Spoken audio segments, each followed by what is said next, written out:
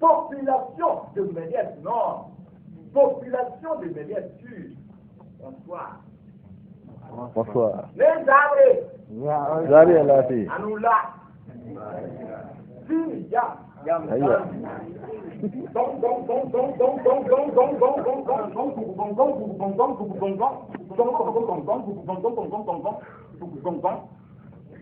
Vous êtes là ce soir.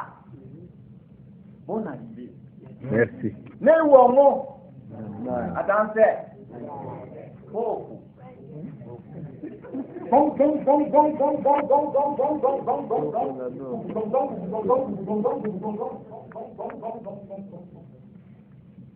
Vous êtes là ce soir pour écouter les belles histoires du Dunia et du Zabir Nava Abra. On a dit, bienvenue. Prenez du plaisir à écouter ces belles histoires. Bonne soirée à tous et à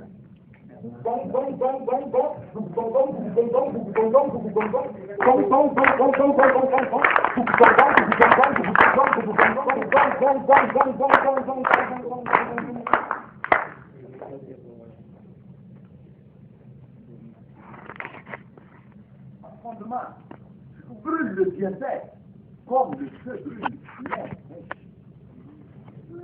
Les grandes critiques interminables, chroniques, vous conduisent sur le bas impur des calomniateurs. Qui est là, vous précipitent chez l'impitoyable bourreau des hypocrites. Écoutez ce soir. Vivez dans un village Yaga du Mouro. Une vieille dame, une octogénaire du nom de Matogo. Matogo était courbé par le poids de l'âge. Ces rudes principes ancestraux, qui selon auraient mérité le respect général et total, si, et seulement si, son vilain comportement, son sale caractère, son ignoble défaut de grande menteuse, qui avait servi son image et l'a jeté dans le fouilleux panier des membres refoulés et détestés par la société humaine. Cette société humaine qui, hélas, pardonne difficilement les fautes et erreurs d'autrui. Les yeux rougis de la mère d'autrui sont dits d'une méchanceté et sorcellerie. L'amour. Mais, quant à ceux de la mienne chérie, son beau regard est taché par la vieillesse et perturbé par la pluie.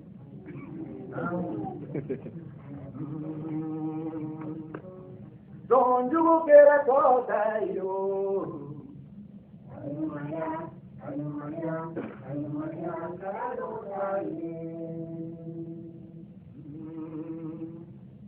Don you get a cosa yo?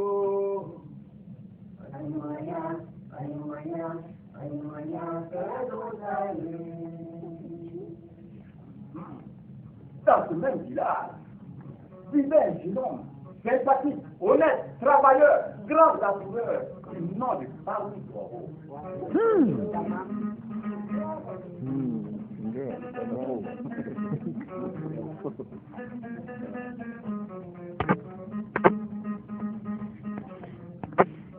Et Paris Goro, depuis sa tendre enfance, avait un grand respect pour les enseignements traditionnels du Moro, lesquels imposaient le respect des parents et des personnes âgées.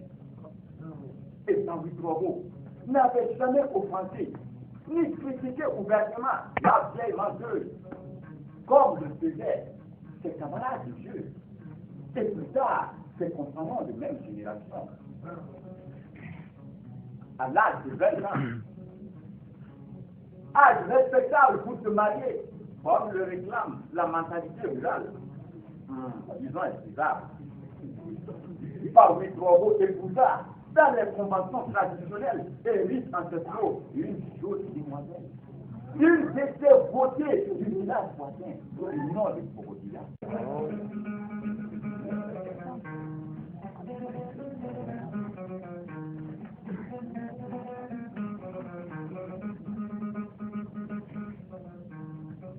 L'union du Paoui Provo et de Bogodila, c'est vraiment une réussite dans le village. Ce jour-là, on mangea du vrai kenda. Du alcam. Et comme poisson, du fourrant au lait. Ah oui, du bonbon. Et la nuit, au clair de lune, hommes, femmes, enfants dansèrent au son et au rythme du tacaï, du salou, du voile des calibans. Imaginez un peu ce jour-là, l'ambiance qui prévalait. Ah oui.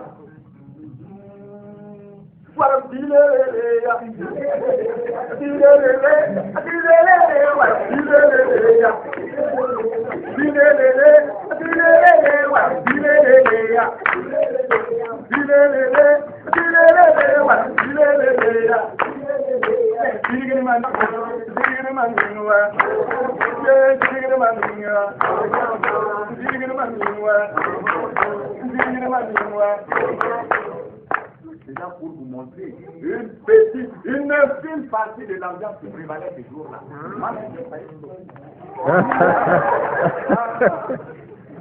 Après leur union, les deux jeunes gens formèrent le plus beau régime du village. Paoui Provo, grand travailleur dans le champ et dans divers travaux. Quant à sa belle épouse, au village, une excellente cuisinière. Ah oui, le kenda, le babenda, le damné, le goré. S'il te plaît. Les religieux plats traditionnels n'avaient pas de secret. Ah oui, elle était un vrai poisson bleu.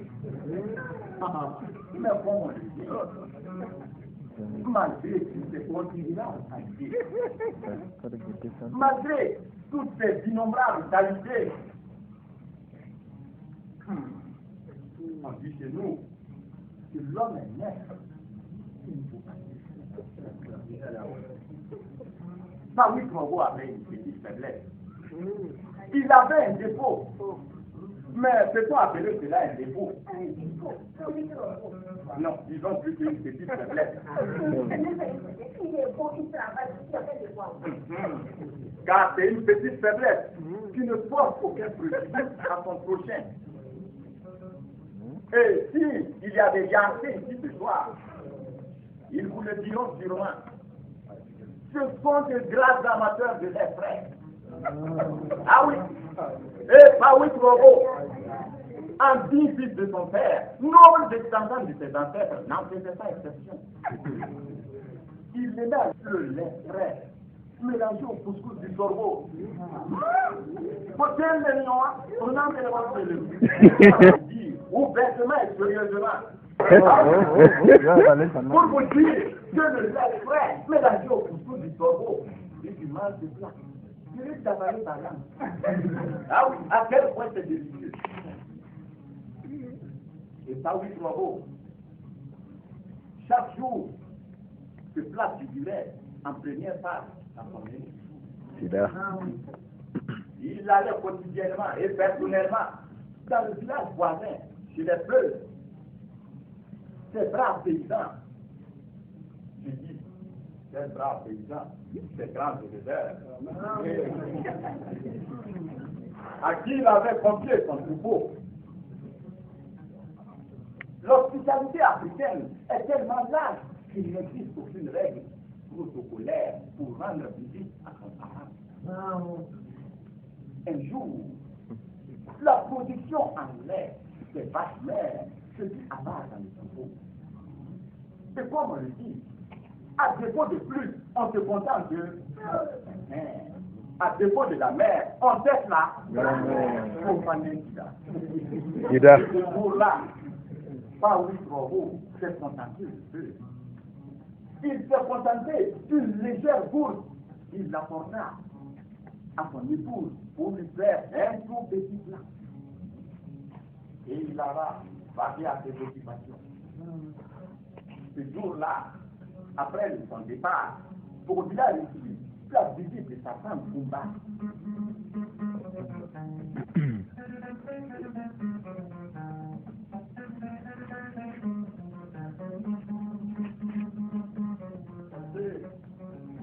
Et la femme Kumba est la sœur aînée du père de Porodila, c'est-à-dire que nous, la Kumba. La tante paternelle occupe une grande place pour la question des questions familiales. On lui doit un grand respect et une profonde considération. Après son départ, alors que Porodila s'apprêtait à se rendre au champ pour rejoindre son mari, elle reçut sa tante en bonne épouse. Elle l'a reçue chaleureusement et cordialement. Porodila, au nom de la parenté, lui offrit le seul et unique plat du jour. Car pour accueillir un étranger chez nous, il faut lui donner à boire et à manger. C'est ce que Porodila a fait. Fallait pas. Au nom de la parenté, Porodila a sacrifié le seul et unique plat du jour. Musongani la zakazabo, Musongani la zakamero,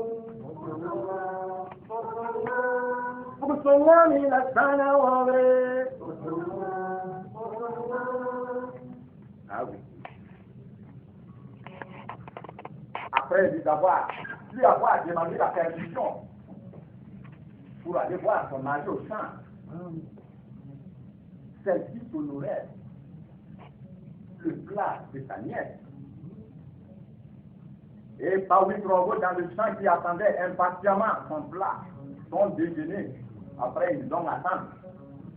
Comme on le dit, un homme qui a faim et soif n'est pas un homme. Il n'est pas un homme libre.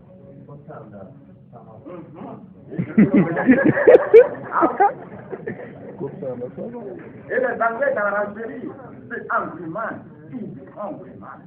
Un homme affamé est un homme en colère. Et ce jour-là, je peux vous le dire, pas vous trouver c'est vraiment.